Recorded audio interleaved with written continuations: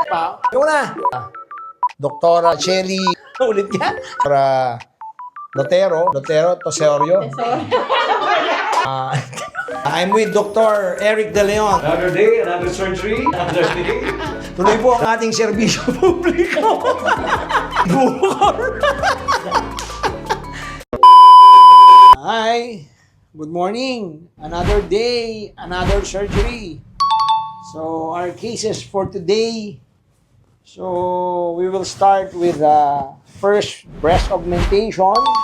No? So, we were going to put 275 cc. Actually, this is a done case of our training fellows, no, sa yung mga estudyante po. No? I am the chairman of the training of the Philippine Academy of Aesthetic Surgery.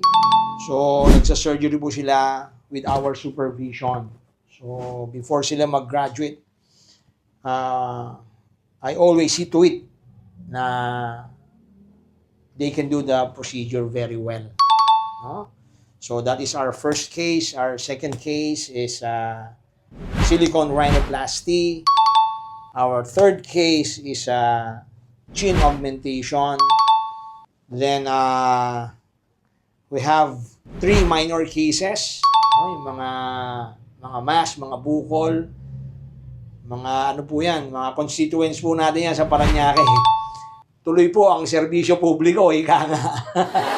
So, natanggalan po natin sila ng mga bukol. No? One from Santo Niño, one from La Huerta, I think. And the other one is, I'm not sure kung Tambo or La Huerta din.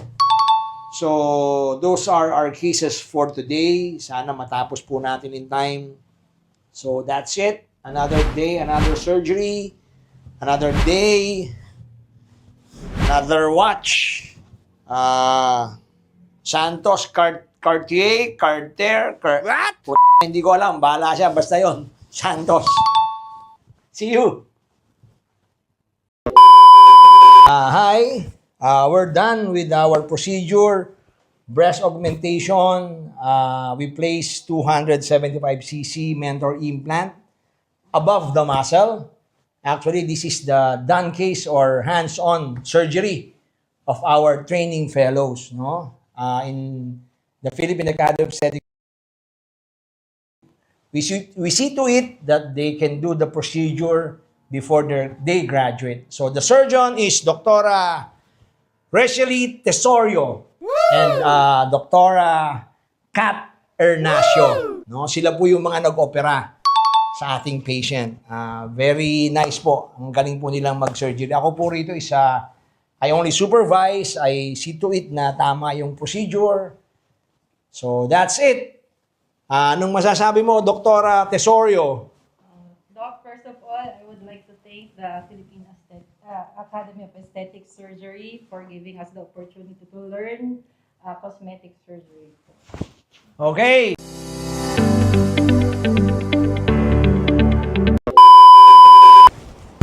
Hi, I'm done with the chin augmentation procedure.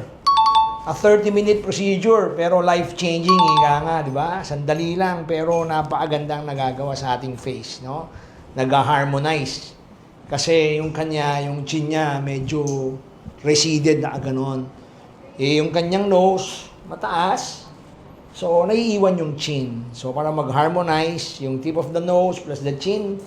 So, yan na po siya, no? Yung mentolabial angle. Ideally po, dapat meron tayong malalim dito. Sa ilalim ng labi, dapat malalim po yan. Yan naka-protrude yung ating chin. So, in her case, ganun na po. Meron na po siyang mentolabial angle. Okay?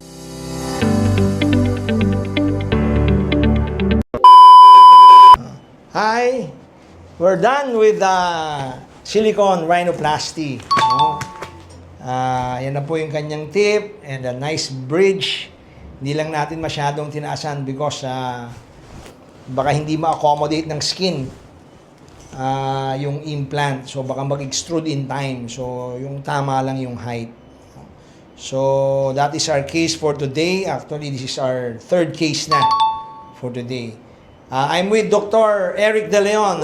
This is his patient. No, patient po ni Dr. De Leon yan. Mga taga Las Piñas.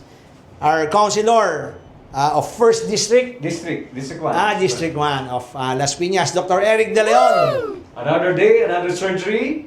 Another day. Dapat Ano? mga Las Piñeros, magaganda lahat, di ba? Yeah. Sa tulong ni Dr. Vasquez. Alright. Oh, hi. We're done with another surgery. No, ito po is bukol po. Meron po siyang bukol sa from Santo Niño. No? Tuloy po ang ating serbisyo publiko. Sinayang niya si Doc. Ayan. Eto po, ano lang naman po to. Just a small mass. Bukol po rito, no? It's not a sebaceous cyst, it's a inclusion cyst na tinanggal natin na nandyan na since 18 years old daw siya. Virgin pa siya nun. Meron na siyang bukol. So that's it. Thank you, Doc. Hi po raw, shout out sa mga taga Santo Niño. Shout out sa Santo Niño. Sinayang niya si Doc. Okay, sorry.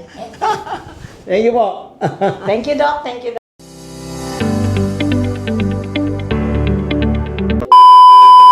Done with another surgery. Excision, no, of mass again. Parang pareho lang kanina pero this one is bigger. Mas malaki yung mass na natanggal sa kanya, no?